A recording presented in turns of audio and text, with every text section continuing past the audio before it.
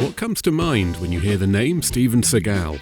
Perhaps it's the young Aikido master who made movies like Above the Law and Under Siege so unmissable with his electric charisma. Get my pies out of the oven! Or if you're a little younger, maybe it's the fuller-figured Cajun mobster with the terrible movies and avant-garde hairline. You don't want to be a gangster?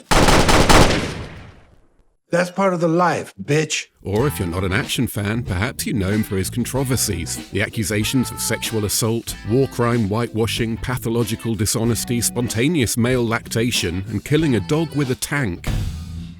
I've been a bad man. Whichever Steven Seagal is your Steven Seagal, you're presumably aware of his fondness for unpredictable accents. And I'm here to invite you to spend a few minutes enjoying them.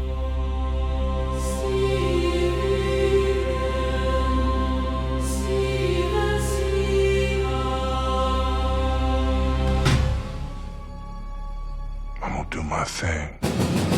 Yo, nut! Say hello to my little woolly friend. Nice to meet you. I will kill your fucking dog. It's not dying. You got a pretty mouth, boy. No, that's beautiful. Thank you so much, man. I love the f*** cookies. What kind of babbling bullshit is this? It'll take a lifetime to make amends for the terrible things I've done. Steven Seagal first came to be in Lansing, Michigan on April 10th, 1952, giving him the same birthday as Charles Manson and Joseph Goebbels, and he grew up unremarkably in Southern California, from where he left for Japan at the age of 22. There he married and claims to have studied Aikido under its creator, Morihei Ueshiba, although experts suggest this is unlikely due to Ueshiba being dead at the time. And Seagal's an idiot, in addition to everything else. Steven returned to California in the early 80s, where he opened a dojo, allowing him to befriend a handful of Hollywood big shots, and together they effectively anointed him as an action star by dropping him straight into the lead role of a proper movie. They did ask me to do a screen test, and I did. And they said, man, this guy has got so much, going on. He's got the charisma, he's got the look, he's got the action. We feel confident. Those who followed Steven's film work closely may have noticed it can be broken into loose eras defined by whichever real-life persona he was wearing at the time. His first film, Above the Law, is set in Chicago, and he only tweaks his original neutral accent in this one. But for his follow-up, Hard to Kill, he goes full-bore Italian-American New York cop, which is odd because he isn't playing an Italian-American New York cop in Hard to Kill. He's playing an Anglo-Saxon Californian cop. You're not having a good time, huh? This persona reaches its zenith in Steven's fourth film, Out for Justice, in which he plays Gino Felino. Maybe it's like a mood swing, my hormones, I don't know. Maybe it's my need to impose my will. But I want you to tell all the finokes in here to get up on the table. This accent isn't far off the parody he did throughout his turn hosting Saturday Night Live. I caught these two guys with 3 kilos of cocaine. What do you think they were doing with them? Making shark for girls' softball games. Now, I understand the need for actors to adopt different accents and cultural archetypes. I'm not criticizing that principle. But when Daniel Day-Lewis does it, I start to believe he's Abraham Lincoln. When Steven Seagal does it, I start to believe he's had a stroke, especially if he's just stumbling around naming things he can see. We got some gloves over here, pictures everywhere. This isn't an actor doing a character, it's a child doing an impersonation. Anybody know why Richie did Bobby Lupo? Bing, bang, boom. You can't be from Brooklyn because we don't talk like that on here, you know what I'm saying? That said, I'm going to try and avoid judging the accuracy of these accents. I'm not from Brooklyn, what do I know? But the comedy value doesn't stem from the accent being inaccurate. It's more to do with it being inconsistent, as in changing from scene to scene, and inappropriate, as in why do so many former Special Forces guys sound Cajun? I bumped my head so hard I can't remember nothing. Of course, that's all in addition to the way he seems to believe he actually is the kind of person he tends to play. I try not to act. If you binge watch 7 hours of Steven Seagal interviews, it becomes apparent that the heritage, exploits, and accents of his screen personas and idols have become all jumbled up on the mythological safari that is Steven Seagal talking about his life. This is the most difficult thing for me to talk about because I could make something up that would sound better. The truth is just too hard to believe for everybody. Obviously, the guy's a liar. I think this is why he has a New York accent in Hard to Kill. After Above the Law, he adopted the persona of Nico Toscani in real life, and it just fed back into his next movie. By the early 90s, he was doing the accent in real life and claiming his mother was Italian. I'm Italian on my mother's side. By the way, if you're wondering what he sounded like before becoming a movie star, this 1988 interview is the earliest I've found. Normally I work out about 2-3 hours a day. On this I mean, in Japan I worked out 8 hours a day, but... Seagal's chronic self-mythologizing dishonesty isn't contained by the boundaries of cultural appropriation. From knowing Bruce Lee to saving hundreds of lives to working with the CIA. If he wants to have done it, he just says he did. That never happened. That didn't happen. All this presumably stems from insecurity, but it starts to look like some kind of cognitive disorder when you take into account the sheer absurdity of what he expects us to believe. Have you ever been shot?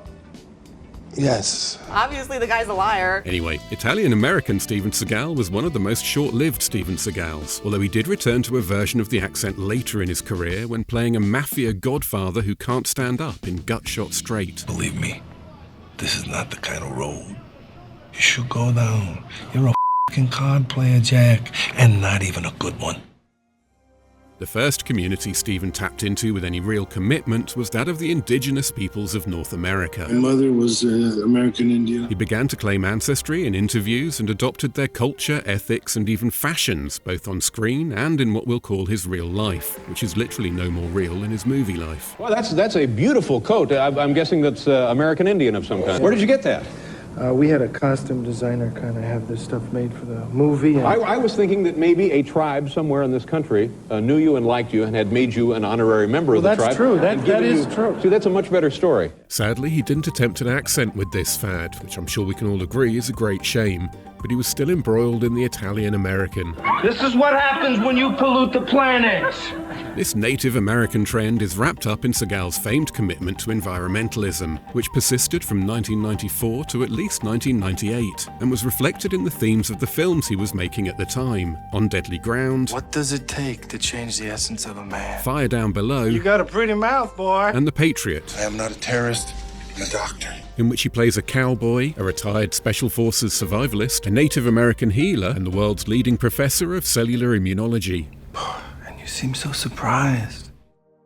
By 1996, Seagal's ongoing quest for an identity all his own had brought him to religion, and specifically Buddhism. Yeah, I am a Lama, I'm a Tuku, I'm a Rinpoche, and I have studied Buddhism and Zen my whole life. Because, of course, I mean, I was raised in Asia. you left Orange County at 22. I'm a little bit Asian. Obviously, the guy's a liar. All I have is a picture of my father's family, and they got pretty slanted eyes. Importantly, Buddhism didn't replace Steven's previous passions, instead being adopted alongside them. That's how he was able to spend a few years ducking back and forth between his Tibetan mystic and white savior personas. But he soon lost interest in both after developing a new fascination. When you're in Texas, you gotta look Texas. Lord, that's beautiful. Thank you so much, man. You know, my daddy's family from Texas, so I still remember a little bit about this. After flirting with Italian pronunciation, Native American appropriation, and Buddhist impersonation, Steven Seagal began to mine the richest of his many seams of hijacked heritage, the family of accents best described as from the South. It's like a monkey trying to a football now, really. This whole thing, it's just a mess. At some point around the mid-90s, Steven bought property in New Mexico and a few years later, Louisiana. And it's this spiritual move southeast from Hollywood that seems to have triggered a new wave of accents. Well, probably I would like you a lot less if you had a dick. Especially if it was bigger than mine. You know what I mean? I don't think that's possible. His acting has often been described as limited, but there is variety within these accents and performances. For example, as a version of Southman, so laid back it makes him sound like he's on the brink of a Mogadon coma. You know, we find folks, we interview them. If we like them, we give them a box of chocolates. If we don't, we kill them. Then there are times when his intensity creates a real air of danger, and suddenly it's like we're watching a young Pacino. These the same gangsters that you pulled off the heist with? Where the money disappeared? You don't want to be a gangster? That's part of the life, bitch. He tends to save his most southern accents for the big moments, though, scenes that carry a bit of emotional weight. Look under every rock. Do everything you have to do to find out who did this to that boy. I'm gonna head over to this charity now. I imagine it must be hard for such a serious actor to prevent similar but different characters from rolling into each other. And it must be even more difficult when your everyday persona is wrapped up in it all. I try not to act. Perhaps this is why Steven sometimes mistakes movie events for everyday events, and vice versa. Like in Beyond the Law, when he seems to momentarily forget he's playing a mob boss and starts ad-libbing about real life. Can you meet with her tonight? I got to clean up my house after that neighbor's child came and dirtied it up, and then When this happens, directors have to fit in. By all accounts, there's no point trying to direct Steven Seagal. If he wants to talk about fish today, he's going to talk about fish today. This fish. People saying, well, I shouldn't eat the fish because the fish is, you know, an important sentient being, and that's true. Excuse me, sir. I have some news. It better be about fish. What we just saw was the 1990s Steven who pretended to care, trying to reclaim himself from the modern Steven who doesn't. I'm somebody you and sent to prison, boy. Like all the others, Steven's southern accent comes and goes and tends to be exaggerated when he's talking to people who speak that way naturally. If you're white, he's like, how's it going? And then to black people, he's like, what's up, cuz? And then to all Latinos, he insists on speaking horrifically broken Spanish, even if they start the conversation in English. How y'all doing? What's going on, cuz? Hola, ¿qué tal? What else, brother? Obviously, this is reflected in movies, where anyone Steven's playing becomes around 40% more urban when they speak to an African-American character. It's not like him to leave out in the open like this. Nah, he flipping him on, man. He trying to with our heads. I blame Ja Rule for all this. Put a little thug in it. All right. How's that? You see where I'm doing that right there? You see where I'm getting that in there? Could he not see where teaching Steven Seagal this kind of cliched vernacular would end? And get your white ass out of here, hear me? That's where it ends. Someone stop him, by force if necessary. Nobody threatens me.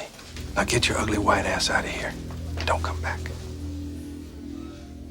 So, in terms of accents, Steven Seagal has generally favoured a spectrum, with his naturally manufactured dialect at one end and his southern drawl at the other, while enjoying eras of Italian-American and African-American influenced lilts. And on occasion, he's broken out his Russian accent too. You're Russian. Yeah, I'm Russian. You got a problem with that? I'm a Russian Mongol, and I'm Russian. This began in the early 2000s, which seems to be when he started to sour on America and begin his journey towards Russian citizenship. Loyalty cost us everything, brat. Loyalty between you and me cost us our freedom for 5 years. 5 years in the Gulag. Finally, we get to the real highlight of the Steven Seagal linguistic landscape, the results of his reluctance to ADR his own dialogue. How long have you been in Warsaw, Mr. Hale? You know what? I gotta send my boss an email. I gotta go. Okay. Dialogue recorded on a movie set is often compromised by background noise or problems positioning microphones, or in Steven Seagal's movies, silly accents and muttering. You know what, man? Luck is a funny motherfucking thing. This means it's common for actors to have to re-record or loop parts of their own dialogue after filming, and that's a process for which Steven has a notorious lack of enthusiasm, so quite often he just doesn't bother doing it. It's like a real English soccer match, huh? Well, I don't know. I never seen any English soccer match, but you can bet your life there's somebody close to us that's orchestrating this whole thing. On such occasions, the director will have to find someone who can approximate Steven's suite of accents, and who can do it without being crippled by dissociative identity disorder, and these stand-ins deliver variable results. Occasionally, it might not be immediately obvious whether it's Steven or not. I don't know if it was right or not, but all I did was follow orders. It's a little bizarre to get punished for shit like that, ain't it? But usually it's hilariously apparent it isn't. Anything else? Thank you, Rosa. Do you know any good jokes? Guess that means no. The guy who stands in for him in Out of Reach is particularly funny. His voice could hardly be less similar, and because Seagal's character is sponsoring an orphan, part of his job is to read out loud the letters he writes her. Dear Irina, I may have to go away for a while, but don't worry. You can contact me in Montreal at the address below. It's hidden in a cipher called Zodiac. Remember Napoleon and be strong. You just know Seagal refused to say that. Then there are the movies with scenes that cut back and forth between the original on-set audio and a Steven impersonator's ADR'd audio, and that really scuppers the illusion. If we do it right, we're all free. And if we do it wrong, ain't nobody know nothing. And we're supposed to trust you. It's easy, you know? You can come with me, or you could stay in jail and get romantic with your boyfriend. Uncle Sam needs us. He got something sensitive that has to be done. Different stand-in actors home in on different characteristics. In Born to Raise Hell, it's about imitating that can't be asked with any of this intonation. The words all run together in a lethargic exhalation. Well, like I told you, man, I put about 3 rounds in the accent of it, but I got the shot up. You think it's his Costell character? 1,000,000% it's him. At other times, like in Attack Force, the approach is reminiscent of 70s and 80s Italian B-movies, where the voice is completely different, but does at least fit the look of the character. Well, Raina, here are your choices. Talk or die. Where's Arun's base? It'd be fun to see a whole movie done like this, but as ever, it's just the bits Seagal couldn't be bothered with. Raina, do you hear me? I'm running out of patience. I will never tell you anything. This time you really pissed me off. You killed all of my best men. This is a common approach. Don't worry too much about accuracy and instead focus on making the voice appropriate. In 2009's A Dangerous Man, for example, it actually makes the character more believable when it isn't being voiced by Seagal. There are no words to describe what it's like when you're an innocent man in prison, sitting there and waiting and hoping and praying that this day will come. As of early 2026, Steven Seagal hasn't had a movie out for nearly 7 years. He does have something in the works with Uwe Boll protege Vyacheslav Katusan, but it seems unlikely we'll ever see that long-mooted third Under Siege movie, or indeed anything else that he didn't shoot over a weekend in Serbia. Who the you think you are? These days he lives in Russia, and although no charges have been brought against him in the US, there seems little chance of anyone in Hollywood wanting to work with him again. Multiple allegations of sexual misconduct. That Seagal's an idiot. Vladimir Putin. Obviously, the guy's a liar. Steven Seagal is out of his mind. I think you got the wrong guy, sir. I'm a professor. I just received an award. How many action fans can look past the sexual assault allegations and not mind that he's 73 years old and over 300 pounds? In other words, who's still a Steven Seagal fan? Steven Seagal, one of my favourite action heroes. Oh, f*** off.